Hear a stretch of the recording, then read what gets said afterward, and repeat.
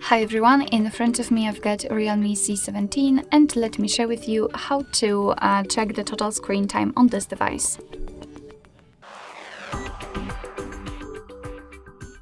So let's start with opening the settings, and here we have to scroll down to the very bottom, almost to the very bottom, to find digital well-being and parental controls. Let's tap on it.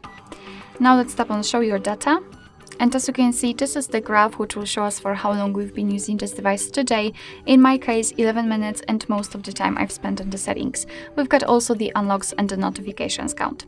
So all you have to do in order to check some further details is to either tap inside this graph or on a specific app. So inside this graph, we will be transferred to the dashboard, which will show how long we've been using the device in particular days, so you can compare them. The screen time, you can change it to the notifications received and times opened, and under it we've got the list of apps which were used and how much time we've spent on each of them. And the second way, as I said, you can tap on the app, simply tap on the settings, for example, and here we've got the dashboard again, but this time it is tightly connected with the specific app. We can change the screen time to the notifications received and times opened, and from daily to hourly.